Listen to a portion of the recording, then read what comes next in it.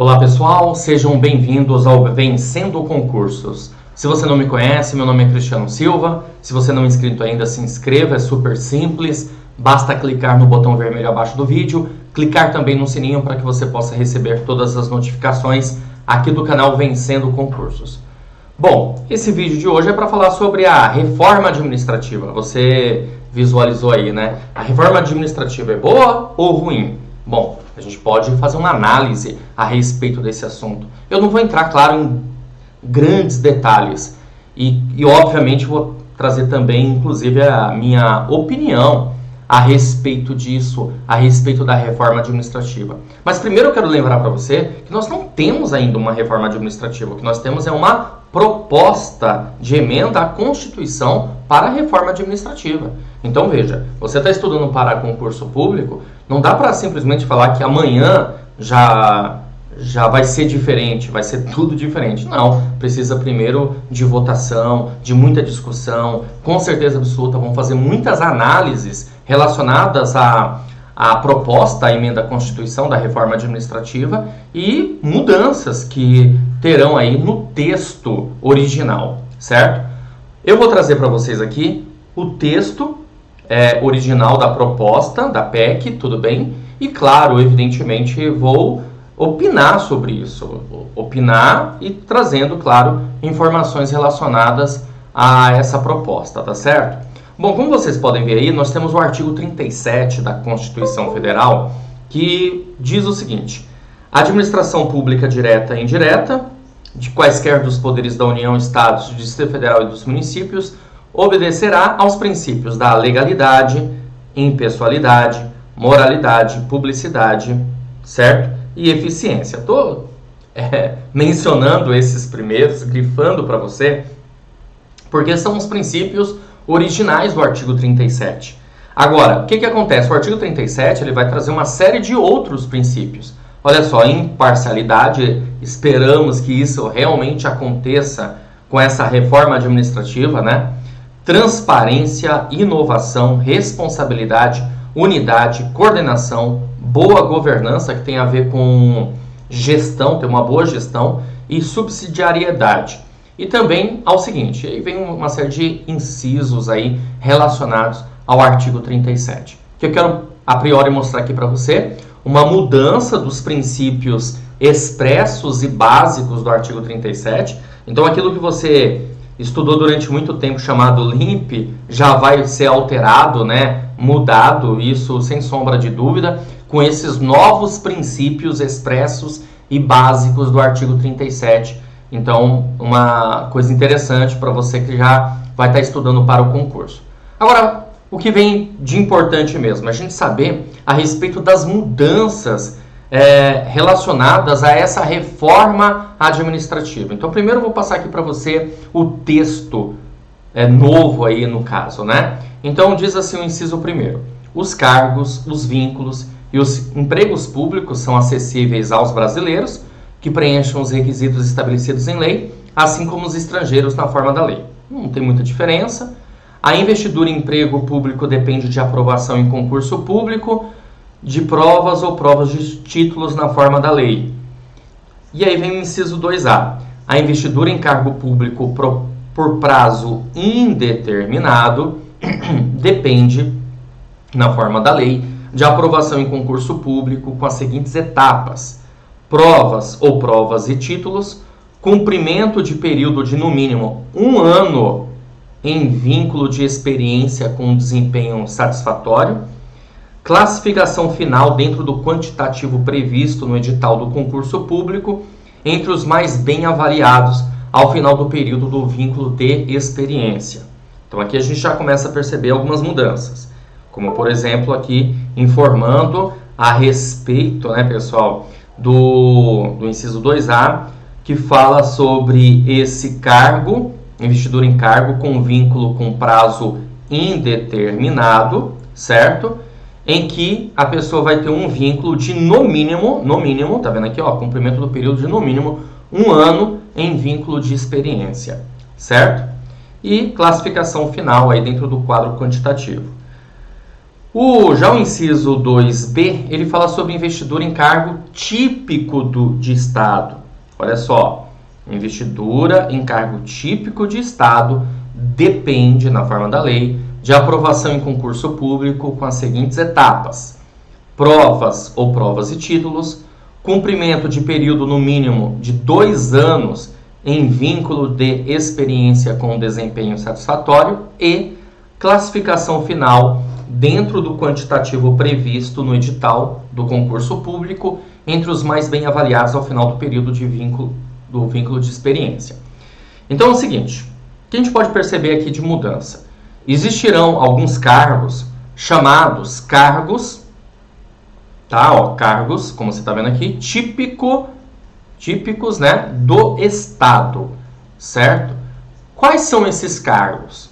Pessoal, infelizmente, essa proposta que nós temos da reforma administrativa, ela não informa a priori quais são os cargos típicos do Estado. Nós podemos ter uma ideia, uma noção de que cargos são esses. Por quê? Porque lá na reforma administrativa do Bresser Pereira, em 1995, ele tratava das atividades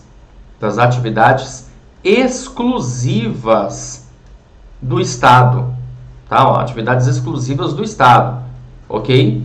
Eu vou mostrar inclusive aqui para você. Então pode ser que esses cargos típicos do Estado tenha a ver justamente com as atividades exclusivas do Estado, ok? Eu vi muita gente comentando, e bem possível isso mesmo, que isso vai depender muito do lobby, ou seja, de algumas áreas de atividades aí do Estado que vão conseguir, evidentemente, fazer com que aqueles cargos sejam cargos típicos de Estado, ok? Beleza? Alguns outros cargos, eu acredito que tem muito mais chance realmente de entrar nessa coisa do cargo típico, como, por exemplo, a área de segurança pública. A área de segurança pública, sem sombra de dúvida, é uma área típica do Estado, uma atividade exclusiva do Estado, que, consequentemente, deve entrar como cargo típico do Estado. Agora, de qualquer forma, é uma especulação, tudo a gente vai ter que aguardar para ver o que vai acontecer. As mudanças relacionadas à reforma administrativa nos mostram o seguinte: existirão alguns cargos, os chamados cargos típicos aí do Estado, que serão cargos com estabilidade após uma vinculação de experiência de um determinado período, mínimo de 2 anos, como está aqui, e mais um tempo de estágio probatório de 1 ano. E aí sim, a pessoa ela vai adquirir, aí no caso, né, a estabilidade. Ela vai adquirir a estabilidade. Aliás, ela precisa de 3 anos para adquirir a estabilidade. E verificamos também uma outra situação, que é, no caso aqui, pessoal, os cargos com prazo indeterminado, tá vendo? Com prazo indeterminado. Isso significa dizer que se a um determinado cargo a administração pública entender que não há mais necessidade por conta da tecnologia, por conta de mudanças e alguma coisa assim, aquela pessoa vai perder o vínculo com a administração pública, ok? E aqui ele diz que, no mínimo, vai ter 1 ano aí em vínculo de experiência, certo? Então, são mudanças relacionadas, ou seja, com uma intenção, percebo aqui, da administração pública ficar parecida aí com a iniciativa privada. Agora, a gente tem que fazer uma análise. Se é bom ou ruim para a administração pública, né? Continuando aqui, olha só, o inciso 4º, ele diz o seguinte: durante o prazo improrrogável previsto no edital de convocação, aquele aprovado em concurso público terá prioridade sobre os novos concursados para assumir cargo ou emprego público. Tem nada demais. Os cargos de liderança e assessoramento serão destinados às atribuições estratégicas, gerenciais ou técnicas. Esses cargos de liderança e assessoramento são aqueles cargos, né, que acabam sendo cargos de confiança, cargos em comissão. Então, mencionado aqui como áreas, atribuições estratégicas, gerenciais ou técnicas aí do governo. Artigo 39A. Então, a gente tem uma inserção aqui interessante, né, que diz assim, ó, a União, os estados, o Distrito Federal e os municípios. Então isso deixa muito claro para nós que a reforma administrativa, ela não só vai afetar a União, mas ela vai afetar todos os entes federados. Instituirão, no âmbito de sua competência, regime jurídico de pessoal, que compreenderá. Bom, se a União, os estados, o Distrito Federal e os municípios instituirão, dentro da sua competência, regime jurídico de pessoal, o que faz a gente entender que o regime jurídico único já era, né? Vamos dizer assim, ok, mas também não necessariamente vai ser a CLT, mas que os funcionários públicos, a partir da mudança, lembrando que a gente, por enquanto, só tem uma proposta que precisa de muita discussão e votação, então isso não vai ser mudado do dia para a noite, vai ter um novo regime, então também não se sabe exatamente como que vai ficar esse novo regime, ok? Tá vendo que tem muita coisa ainda subjetiva, obscura, infelizmente. Bom, o que eles vão fazer, né? Esse regime jurídico único de pessoal vai ter o vínculo de experiência com etapa de concurso público, ou seja, como vai ser isso, o vínculo por prazo determinado, ou seja, alguns cargos aí temporários, que não muda muito, né, pessoal? Porque se a gente for parar para pensar, já existem cargos temporários atualmente, certo?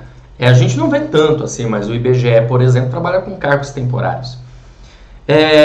Cargo com vínculo por prazo indeterminado, que serão os cargos não típicos de Estado, ou seja, não vai ter um prazo indeterminado, mas obviamente o camarada pode perder lá o cargo que ele tenha em algum momento. Cargo típico de Estado, que aí esses terão estabilidade, e cargo de liderança e assessoramento. Então haverá um regime jurídico de pessoal que informará todas essas situações aqui que nós estamos vendo no artigo 39A, ok? Bom, que mais? Parágrafo 1º. Os critérios para a definição de cargos típicos de Estado serão estabelecidos em lei complementar federal. Então você vê aqui, né? De novo, é onde eu quero chegar, e aí entra a minha opinião de olhar para essa reforma não com bons olhos. Não vou mentir para você ver. Não vejo com bons olhos, e por alguns motivos. Primeiro, tem uma proposta, mas essa proposta não é tão clara assim. Ela não informa agora, de imediato, quais serão os cargos típicos, e acaba, de uma certa maneira, criando uma grande especulação, ansiedade e até, posso dizer para vocês, desânimo. Inclusive, eu até gostaria que vocês comentassem aí nesse vídeo, tá? Por quê? Porque a gente não sabe exatamente como que vai ficar. E aqui ele fala que vai ser estabelecido em lei complementar federal. A gente sabe muito bem que negócio de lei complementar demora pra caramba para ter votação. Quais serão esses cargos típicos, né? Será que o concurso que você deseja prestar, ele estará elencado como cargo típico de Estado? Então é uma coisa que tem que ser verificada. Os servidores públicos com o vínculo de que trata o inciso 2 do caput serão admitidos na forma da lei para atender a necessidade temporária decorrente de calamidade, emergência, paralisação de atividades essenciais ou de acúmulo transitório de serviço. O inciso 2, pessoal, do caput, são os cargos de vínculo por prazo determinado, tá? Então você vai prestar aquele concurso X e você saberá exatamente qual prazo ali que você continuará como funcionário, servidor público, ok? 2. Atividades, projetos ou necessidade de caráter temporário ou sazonal, com indicação expressa da duração dos contratos. Volto a repetir, isso aqui não é diferente do que a gente tem em algumas situações, como, por exemplo, o IBGE. Com certeza absoluta, o IBGE é a melhor referência aqui para eu passar para vocês. E atividades ou procedimentos sob demanda. Então, vai ter uma demanda num determinado período, então é possível que a gente tenha ali necessidade de um concurso com cargos com vínculo determinado. Vou te dar um exemplo. Há pouco tempo aí, no INSS, foram chamados pessoas que já trabalharam, militares principalmente, né, como temporários ali no INSS, por conta da reforma da Previdência. Então, por exemplo, a gente pode ter um concurso por conta da demanda, procedimento sobre atividade sob demanda, ter um cargo ali, um concurso temporário dentro de um determinado prazo ali de contrato, né? Contrato mesmo ali de trabalho, para oferecer um serviço adequado nessa situação. Ok? Temos aqui também o artigo 41, quero que você visualize aí comigo, que ele diz o seguinte, olha só. Artigo 41. Adquire a estabilidade o servidor que, após o término do vínculo de experiência, permanecer por 1 ano em efetivo exercício em cargo típico de Estado, com desempenho satisfatório na forma da lei. Então, galera, o que a gente percebe aqui? Que existem certas etapas aí, né? Vamos lá, pensando aqui no cargo típico, de Estado. Nós vamos tentar pensar aqui que tem algumas etapas. Quais são essas etapas? As etapas, elas são as seguintes, ó. Você vai prestar o concurso público e você vai ter um vínculo de experiência. Esse vínculo de experiência, para os cargos típicos, 2 anos, certo? Mínimo 2 anos, conforme diz aqui o texto. Agora, pode até ser mais, né? Porque ele está falando mínimo 2 anos, correto?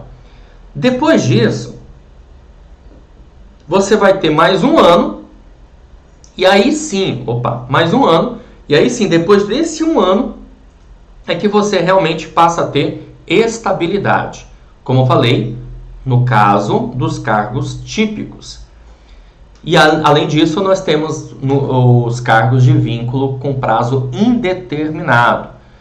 Os cargos com prazo indeterminado, eu estou enxergando, como grande maioria aí também eu visualizei nos vídeos que eu assisti, que são cargos com atividades mais voltadas a administrativas, muito provavelmente, ok? E como eu comentei, isso vai depender muito do lobby, vai depender muito da área, da atividade, da força que aquela atividade tem para tornar aquele cargo típico, aquela atividade como cargo típico de Estado, e assim conseguir ter a tal chamada estabilidade, certo? Então vai ter muita briga, muita discussão aí a respeito do assunto, ok?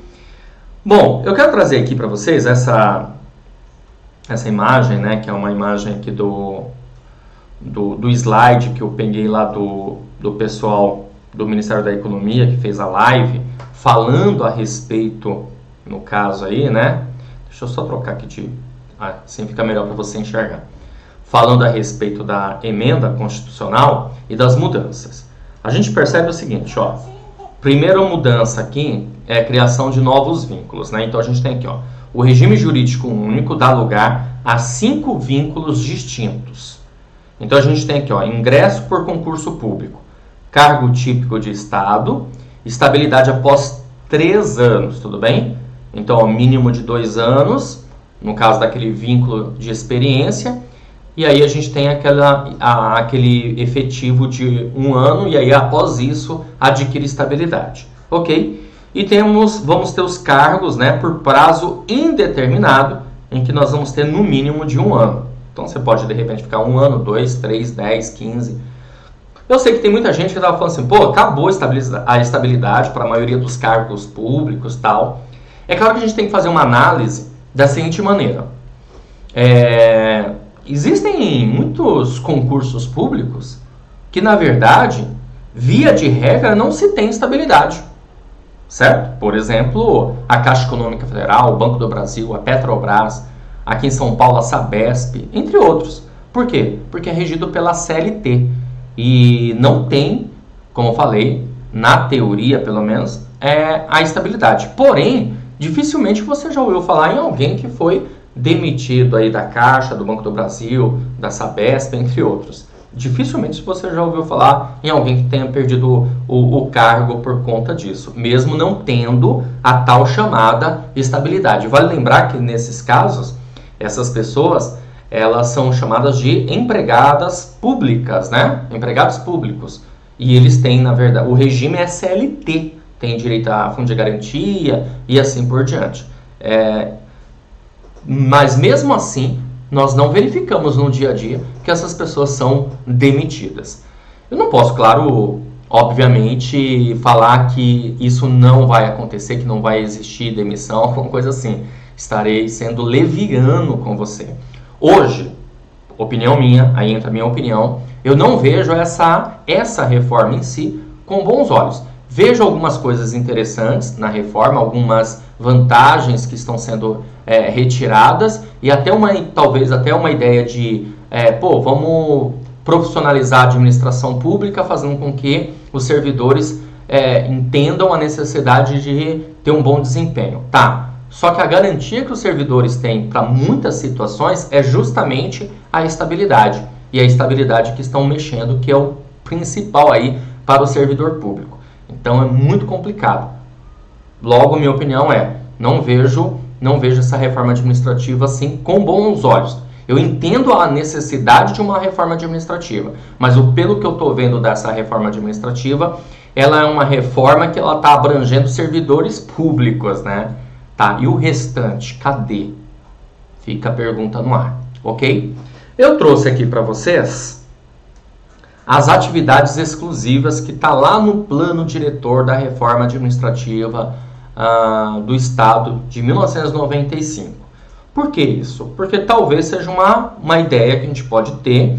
Quais serão as áreas, né, de cargo típico de Estado que passarão aí, no caso, a ter estabilidade? Porque vale lembrar, essa reforma administrativa, pelo menos essa proposta, ela não vai acabar com a estabilidade para todos os cargos. Como eu falei, existirão cargos que terão estabilidade. Então vamos ver aqui o que diz esse texto. Ó.